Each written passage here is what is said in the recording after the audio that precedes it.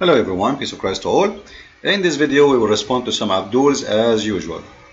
Here we see in front of us the Muslim they post that a Christian bishop, he is an Orthodox I believe from his clothes, he said that speaking about a Muslim guy, a Christian woman, she came to him and told him, how come I told the Muslim I'm going to go to the church, and the driver, he's a Muslim, he did not charge me to come to the church, but when I say that to the Christians, they charge me.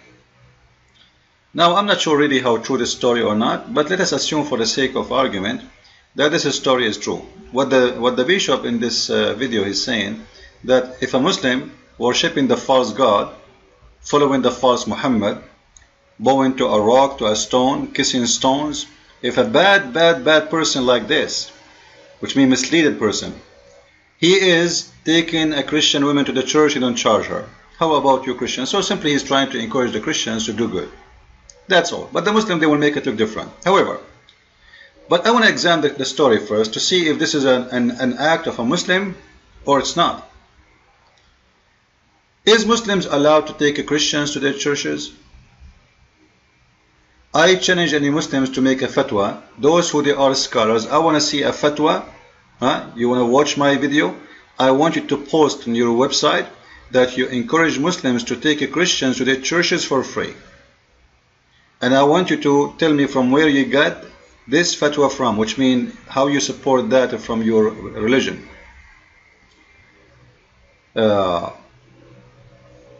First of all, a Muslim is not allowed to donate to non-Muslims. Secondly, a Muslim for sure, this is not a question, he is not allowed to take someone to a place is considered for them a place where people worship the wrong God. This is impossible for a Muslim to do. So, for the sake of argument, if this guy he did, it's mean he is not a Muslim. His name is Abdul, maybe his name is Muhammad, but doesn't matter. It's mean he do not know Islam and he is not practicing according to Islam. So what does this have to do with Islam? Let us say for the sake of argument, a guy I saw in the street and some Muslims attacked me and he defended me, but he's a Muslim. Is he being a Muslim or he is being a good person? The answer, he is being a good person, not being a Muslim, because a Muslim he should take the side of his brothers in the best way, in the best way for a Muslim. Maybe he can tell them stop attacking, but not taking my side. A Muslim is not allowed to take my side. Period. He can maybe say to them, this guy did not do anything, let him go, etc. But taking my side, that's impossible, because if you friend with me, you became one of me, which means you became an infidel, you became not Muslim. Chapter 5 verse 51, chapter 3 verse 28, the Quran, all of it, chapter 9 verse 23. As we said many times, you cannot even take your friends and your brothers as people who you support, even if it's your brother from your blood, and this is Quran. So this is not Islam. So Muslim, don't fabricate things and don't come with things that have nothing to do with the truth. Now here we want to talk about something actually have a connection with this, because he's saying the Muslims here, the Muslims saying that Muslims will one day they will take over the world. For me, I see that this is cannot be true, and there is many reasons. However, I want to start answering from what Muhammad himself said. Because when Muslims they try to spread this all over, it means their prophet is a liar. And then I have to agree with them because I know Muhammad is a liar. This is Islam Fatwa website. And this is the Sheikh name, Sheikh Muhammad Salih Al-Munjid. He is answering and he is giving the fatwa. And this is the fatwa number. See, this is a very official website. This is not a kid's website. So what the meaning of the hadith, the Prophet saying that Islam starts as strange and Islam will end strange. So the question is, what does this mean? Islam starts strange and Islam will end strange. Who's saying that? Muhammad saying that. Now you can read the answer from the Muslim Imam. Is saying that in the beginning Islam was a very few in number, and this is how it's going to end at the end of the time. Muslims will be a very few by number. You can read with me here, please. Islam began among a few individuals when it spread and prevailed, and then will be reduced in number until there is only few left. So when the Muslims they go all over and say Islam is going to spread, Islam will take over. So who of you is lying, Muslims? You or Muhammad? I say Muhammad. I want to go and take the side of the Muslims these days. What do you think, Muslims? I want to say you are saying the truth. Muhammad is a liar. I'm sure now the Muslim they will say shame on you. Don't do that. Don't do that. The Prophet never did say like, come on. Like, come on, Abdul. You see, the Muslims they have a mental issue. And that mental issue is connected to their ignorance. Because if a Muslim he know his religion, he will not say what they are saying. Because that will be an insult to their prophet.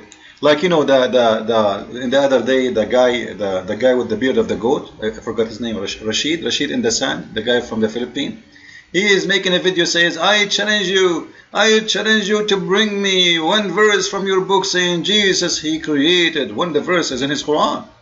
The idiot isn't, but how, you know, it's not his fault, by the way, because the one who was making the challenge, it was Allah. So he was just reciting the Quran and making the challenge which Allah he did, but because he is ignorant, as all Muslims, he never connect the information together, because there is a verse saying that Jesus is creator. And not only that, actually the Quran says that Allah is one of the creators. There is many creators. As we see in chapter 23, verse number 14, Allah is the best of the creators.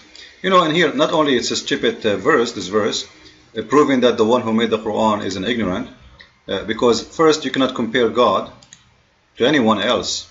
When you say God is the best of, it means he is one of too. It means he is just, his creation is better, but yet there's many other creation or creators. And as long as the Quran mentioned that Jesus is a creator, and then a Sheikh Abdul, like this guy Rashid, let me get you his picture because I like his beard. As you see him in the picture here, he was asking this poor guy, I feel sorry for him, can you find me a creator? Can you find me Jesus something he created? Can you find me in your book, even in your book?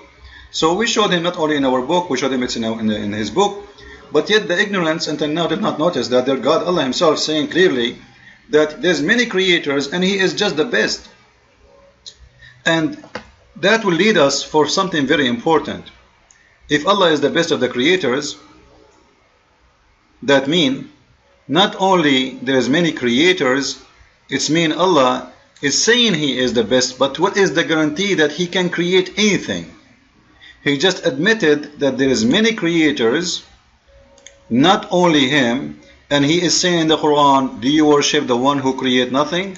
Okay, what if they worship one of those creators then? So Allah have no problem with it? Because if the challenge, this guy Abdul, the Rashid, this guy, the potato, he was saying, the challenge I have for you to show me one thing you created.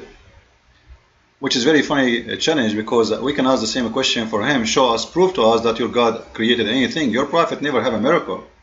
Never, never, zero. The Quran stated that clearly, and I made a video about it many times.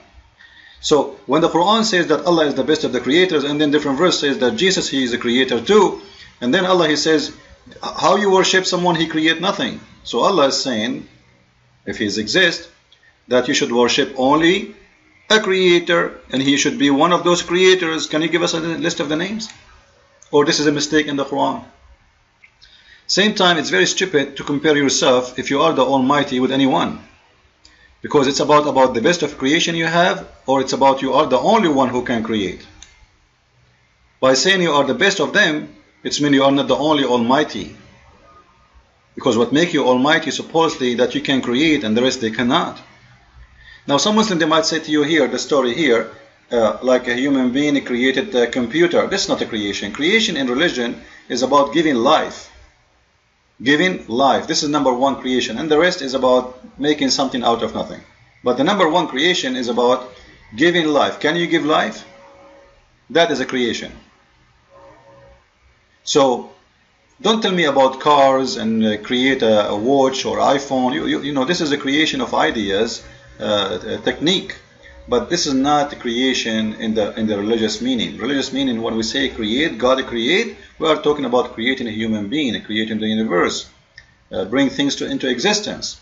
Then we use those things, doesn't mean we create them. No, we are making something out of them, but we are not creating anything. However, we go back to our topic when Muslims they speak about Islam is going to grow, and their prophet says Islam will shrink. So which one really we should believe? Which one is truthful in his statement? Is it the Muslims or it is Muhammad? However, I believe that Islam number is growing as number, but this is the case for everybody. You know, Christians almost more than 3 billion already, and everybody believe that China is going to be the coming giant Christian country very soon. Like South Korea, not long time ago, used to be 0 Christians, and now more than 85% of the country is Christians. Same as many locations. Indonesia used to be 0 Christians, and now it's between 10 to 15%, and this is a very pure Islamic country, is one they used to be. So, and Malaysia actually they make a law says Christians cannot even use the word Allah because this is a word for the name of their God. Why? Because the Malaysians they are really scared of the conversion of Christians to Muslims from Islam to Christianity. But the Muslim they will say to you, there's a lot of people in the West they are converting to Christianity. I don't believe it's a lot. I believe very few, and most of them they leave Islam very fast. And there is actually a conference made in Chicago, I believe, speaking about why most of new convert they leave Islam in maximum of 3 years, simply because they notice that Islam is a false religion and nothing there, and what they've been told it was nothing but a fabrication. However, as you see, your prophet saying that Islam is going to be demolished, but I believe there's more reasons for Islam to be demolished, and one of the reasons is the following. This is a Muslim guy who was captured by ISIS, and he is from the Shia. Now I'm not going to play for you the whole video, because simply later they are going to slaughter him, as always they do. However, you need to know that what Islam established upon is what Islam going to destroyed by. It's the same reason make Islam spread is going to be the same reason make Islam shrink. And count my words, you will see. Right now, actually, according to studies, most of people in Tunisia, they are rejecting mosque. They don't want to go to the mosque. They are afraid actually to send their children to the mosque because they will turn into ISIS. And the one is rejecting Islam is Muslims. Like, who is the one who kicked out Morsi and the Muslim Brotherhood from Egypt? Morsi now is going to be sent for execution. Who? It's not the Christians, it's Muslims. And this is the case everywhere. Who is the one really fighting Muslims? It is Muslims. It's not America. You see, the Muslims, they always blame the Jews, they blame the American. If you see how many Muslims killed by Muslims and how many Muslims killed by America and the Jews together in the last 200 years, you will see that the one who killed by Muslims, killing Muslims, is a lot more. We can't even compare. American, they never use a chemical weapon to kill Muslims as Saddam Hussein did. But yet you will never see Muslims complain, by the way. You will not find even one Muslim complain. For 2 reasons. First, those are not Arabs. Secondly, they are Muslims. It's okay to kill Muslims. As long as Muslims is killing Muslims, it's fine. You know, when the war in Gaza, millions of Muslims march in the street. Allahu Akbar, the Jews killing Muslims. But Muslims in Gaza today, they are slaughtering each other. Nobody complains. It's okay. No problem. Anyway, Islam will be destroyed by Islam and by Muslims. And the best way to fight Islam is Muslims. And what I am doing right now, actually, I'm not really fighting Muslims as much I'm trying to save them. I'm trying to save them from the coming future for them. The more Islam increase, the more you Muslims will be living in destruction. You see those people who join ISIS because they are so desperate, because they have no life. You know, when somebody commits suicide and do suicide bombing because simply he have no life. And this is the case for every Muslim. You Muslims don't have a life. You watch news, you are angry. You go to the mosque, you are angry. You go angry actually after you go out of the mosque. Which means Islam never give you relax, never give you peace, and you will live angry and you will die angry and you are an angry person. This is why Muslims, their life is very short. Time is up. Follow with me with more videos. Christ is Lord. Islam is false. I mean.